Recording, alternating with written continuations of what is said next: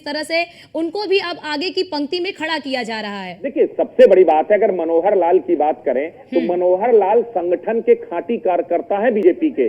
जिस वक्त जो है हरियाणा के प्रभारी हुआ करते थे जो है प्रधानमंत्री नरेंद्र मोदी, जब संगठन का काम करते थे, उस वक्त उनके सहयोगी के तौर पर मनोहर लाल एक स्कूटर में बैठ करके दोनों लोग जो जाकर के संगठन का काम देखते थे जो है। तो अब आप सोचिए, ये उस वक्त की जोड़ी है और यही वजह है कि मनोहर लाल जब केंद्र में जैसे जो है वो सांसद बने, उसके बाद उनको तुरंत जो है ये दिया गया जो है। अब आप सोचिए, 3 करोड़ नए घर बनाने का जो सपना, अभी अगले 5 साल में 3 करोड़ घर देने का सपना जो है प्रधानमंत्री नरेंद्र मोदी ने अपने 100 दिन के एजेंडे में ये पहला फैसला किया। बड़ी ब्रेकिंग आपको बता रहे हैं कि इस वक्त जो शहरी विकास मंत्रालय मनोहर लाल को दिया गया है, वो अपने आप में एक बहुत बड़ी जिम्मेदारी है, क्योंकि कैबिनेट की पहली बैठक में ही नरेंद्र मोदी सरकार ने फैसला किया है कि अगले 5 सालों में 3 करोड़ शहरी आवास दिए जाएंगे, गरीबों को 3 करोड़ जरूरतमंदों का आवास दिया जाएगा और ये जिम्मेदारी मनोहर लाल के कंधे पर होने जा रही है। तो मनोहर लाल को ऊर्जा और शहरी विकास मंत्रालय जो दिया गया है, वो अपने आप में बेहद अहम है। जी, अब ब्रजेश जी, बड़ा सवाल ये भी, क्योंकि अश्विनी वैष्णव को रेल मंत्रालय तो दिया गया है, लेकिन पिछले कार्यकाल को आप देखेंगे तो आईटी मंत्रालय भी उनके पास था। तो क्या माना जाए कि आईटी मंत्रालय क्या सहयोगी दलों को दिया जाएगा और उससे उनको संतुष्ट करने की कोशिश की जाएगी? ब्रॉडकास्ट मंत्रालय जो कि उस वक्त यानी कि पिछले कार्यकाल में अनुराग ठाकुर के पास था, लेकिन अनुराग ठाकुर क्योंकि इस बार कैबिनेट में शामिल नहीं है, तो क्या आपको लगता है कि इस मंत्रालय से भी सहयोगियों को संतुष्ट करने की कवायद बीजेपी की ओर से की जाएगी? देखिए, इसी पर लड़ाई है। जो आईटी मिनिस्ट्री है और इंफॉर्मेशन एंड ब्रॉडकास्टिंग मिनिस्ट्री है, ये दोनों मिनिस्ट्री, दरअसल आप सोचिए, आईटी इस वक्त की जरूरत है डिजिटल इंडिया के लिए, इंफॉर्मेशन टेक्नोलॉजी को एक तरफ, और सबसे बड़ी बात है जो आईटी मिनिस्ट्री को जिस तरीके से अश्विनी वैष्णव ने आगे बढ़ाया, इस ट्विटर वार भी हम लोगों ने देखा, तमाम सोशल मीडिया पर जो है एक तरह से कैंपेन को मैनेज करने का काम भी जो हमने देखा, वो तमाम चुनौतियां थी। लेकिन अब अगर आईटी मिनिस्ट्री अश्विनी वैष्णव से ली गई है तो जाहिर तौर पर किसी युवा चेहरे को दिया जाएगा। इसके साथ ही अगर जो है इंफॉर्मेशन मिनिस्ट्री की बात है, वो बेहद महत्वपूर्ण है, क्योंकि इंफॉर्मेशन एक वो जरिया है जो चाहेगी बीजेपी की उसे अपने पास रखें। इंफॉर्मेशन जो मिनिस्ट्री है वो अपने आप में देखने वाली बात होगी कि किसको वो मिनिस्ट्री मिल रही है। तो अभी कई उस पर, चूंकि नए नए कई चेहरे हैं, चिराग पासवान को भी मंत्री बनाया गया है, इसके साथ ही और नए नए कई चेहरे जो है इस मंत्रिमंडल में शामिल हुए हैं। तो इन सबको भी मैनेज करना है और इन सबको बेहतर मंत्रालय चाहिए, ये दबाव भी होगा। लेकिन अभी तक ये साफ कर दिया है प्रधानमंत्री नरेंद्र मोदी ने कि वो लगातार जो मंत्रालय डिस्ट्रीब्यूट किए जा रहे हैं, वो पहले ड्रीम प्रोजेक्ट थे, जितने भी पीएम मोदी के, वो ड्रीम प्रोजेक्ट बीजेपी के नेताओं के पास रहेंगे। गृह मंत्री अमित शाह को लेकर के कंफर्म खबर आ गई कि उनके पास गृह मंत्रालय रिपीट करेगा, तो गृह मंत्री अमित शाह वापस गृह मंत्रालय संभालेंगे, ये सीधे तौर पर तय हो गया है।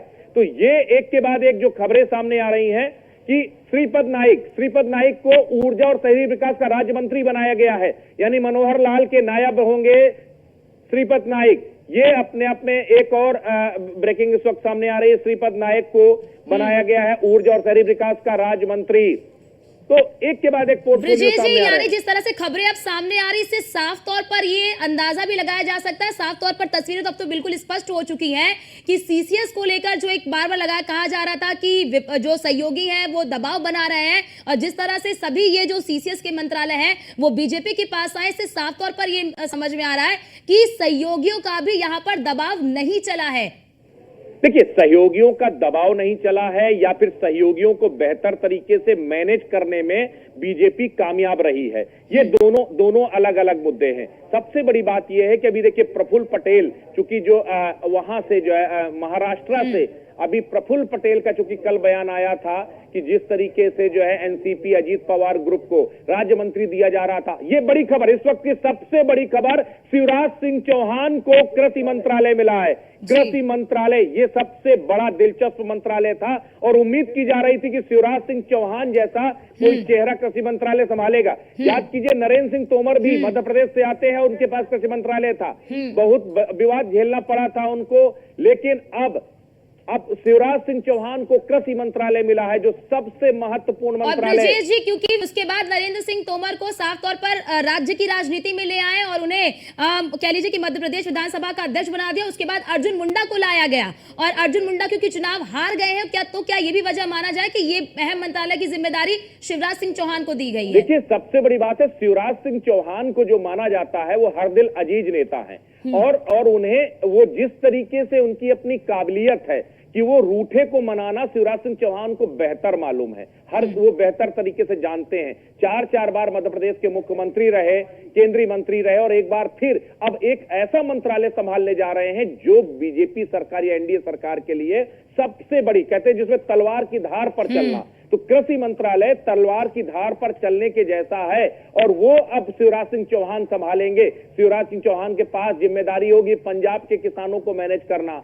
हरियाणा के किसानों को मैनेज करना, उत्तर प्रदेश में किसानों के जो धड़े हैं उनको मैनेज करना, और किसान आंदोलन जो देखिए चुनाव से ठीक पहले हम लोगों ने देखा था, अभी भी पंजाब में कहीं ना कहीं छिटपुट आंदोलन चल रहे हैं। तो ये सारी चीजों को मैनेज करना। और बड़ी खबर ये भी है कि जेपी नड्डा को स्वास्थ्य मंत्रालय दिया गया है। ब्रजेश जी, ये भी एक बड़ी खबर है कि स्वास्थ्य मंत्रालय जेपी नड्डा को दिया गया है, और एमएसएमई मंत्रालय जो है वो कह लीजिए कि जीतन राम मांझी को दिया गया है। जीतन राम मांझी को एमएसएमई मिनिस्टर बनाया गया है। मीडियम और स्केल मीडियम जो इंडस्ट्री है उसका, यानी कि जो आप सोचिए स्टार्टअप इंडिया से लेकर stand up India, make in India, ये जो तमाम प्रोजेक्ट सरकार के हैं वो एमएसएमई मिनिस्ट्री के जरिए ऑपरेट होते हैं, और वो जीतन राम मांझी को बनाया गया है। जीतन राम मांझी जिस बैकग्राउंड से आते हैं, उन्होंने बेहतर तरीके से देखा है कि आखिर किस तरीके से युवाओं को रोजगार की जरूरत है, किस तरीके से लोअर मीडियम स्केल से जो है आप एक तरह से वहां से इंडस्ट्री को खड़ा कर सकते हैं, इंटरप्रेन्योर्स को बना सकते हैं। वो तमाम जो चुनौती है वो जीतन राम मांझी के सिर जाएगी। एमएसएमई मिनिस्ट्री दी गई है। धर्मेंद्र प्रधान को शिक्षा मंत्रालय, धर्मेंद्र प्रधान एचआरडी मिनिस्टर बन गए हैं। फिर से रिपीट किया गया इन्हें भी। बिल्कुल, धर्मेंद्र प्रधान को शिक्षा मंत्रालय जो है, तो ये एक बार फिर शिक्षा मंत्रालय को लेकर के खबर थी, चूंकि बहुत कैंपेन चला, लेकिन सुधांशु त्रिवेदी को जो है कैबिनेट में लिया ही नहीं गया, बल्कि सोशल मीडिया में जबरदस्त वॉर चल रहा था कि सुधांशु त्रिवेदी से बेहतर शिक्षा मंत्री कोई और नहीं हो सकता। लेकिन दरअसल विजन और एग्जीक्यूशन वो दोनों अलग अलग चीजें हैं। धर्मेंद्र प्रधान को एक बार फिर से शिक्षा मंत्रालय की जिम्मेदारी दी गई है। तो ये अपने आप में एक के बाद एक बड़े पोर्टफोलियो डिस्ट्रीब्यूट हो रहे हैं। एक के बाद एक खबर आ रही है कि सूचना और प्रसारण मंत्रालय अश्विनी वैष्णव के पास सूचना और प्रसारण मंत्रालय का, यानी रेलवे के साथ अब वो इंफॉर्मेशन और ब्रॉडकास्ट मिनिस्ट्री भी देखेंगे। ये सबसे बड़ी खबर है। इंफॉर्मेशन और ब्रॉडकास्ट मिनिस्ट्री, जिसका हम अभी जिक्र कर रहे थे कि इंफॉर्मेशन और ब्रॉडकास्ट मिनिस्ट्री सबसे बड़ी जिम्मेदारी की बात है, और बीजेपी चाहती है, प्रधानमंत्री नरेंद्र मोदी चाहते हैं कि वो कोई बीजेपी का सुलझा हुआ समझदार नेता ही उसको जो है उठाए, और वही किया। अश्विनी वैष्णव को 2 महत्वपूर्ण मंत्रालय, रेलवे भी दे दिया गया, बल्कि जेडीयू की मांग थी कि रेलवे उनको दिया जाए, लेकिन अश्विनी वैष्णव को रेलवे मंत्रालय, और उसके बाद इंफॉर्मेशन और ब्रॉडकास्ट मिनिस्ट्री भी अश्विनी वैष्णव को दी गई है। तो ये अपने आप में बेहद अहम खबर है, बेहद ही जिम्मेदारी, एक तरह से बहुत बड़ी जिम्मेदारी अश्विनी वैष्णव के कंधे पर पीएम मोदी ने डाली क्योंकि है। ब्रजेश जी, बीते काल को देखेंगे तो ये अनुराग ठाकुर के पास था, लेकिन अब क्योंकि अनुराग ठाकुर को कैबिनेट में शामिल नहीं किया गया है और बीजेपी इस मंत्रालय को अपने पास ही रखना चाह रही थी, तो बहुत ही विश्वसनीय व्यक्ति को ये मंत्रालय सौंपा गया है। देखिए, अश्विनी वैष्णव एक्स ब्यूरोक्रेट, अश्विनी वैष्णव बेहद जो है समझदार, सुलझे हुए और हाईली एजुकेटेड मिनिस्टर हैं, और जिस स्मूथली तरीके से उन्होंने जो पीएम मोदी के विजन को एग्जीक्यूट किया है वो उनकी काबिलियत है।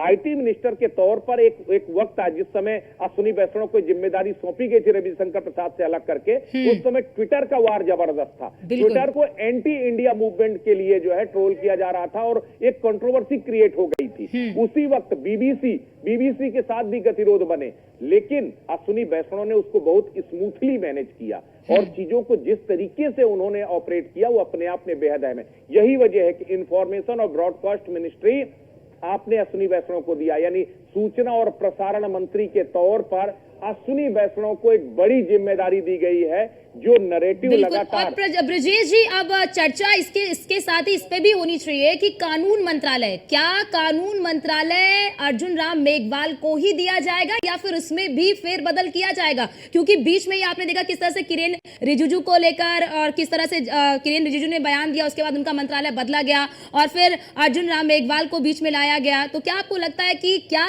ये भी बीजेपी अपने पास रखेगी या फिर सहयोगी दलों को देगी? देखिए, कानून मंत्री का अभी हम लोग इस पर जैसे भी ब्रेकिंग आती है उस पर चर्चा करेंगे, लेकिन जेपी नड्डा जो बीजेपी के राष्ट्रीय अध्यक्ष भी हैं, उनका कार्यकाल खत्म हो गया, उनका एक्सटेंशन दिया गया था और अब नए कोई राष्ट्रीय अध्यक्ष आएंगे बीजेपी के, और इस दौरान उन्हें एक बार फिर से स्वास्थ्य मंत्रालय का जिम्मा दिया गया है। जेपी नड्डा पहले भी स्वास्थ्य मंत्री रह चुके हैं और एक बार फिर से उन्हें स्वास्थ्य मंत्रालय का जिम्मा दिया गया है। तो अब एक और शिवराज सिंह चौहान को पंचायती और ग्रामीण विकास का भी मंत्रालय साथ में दिया गया है।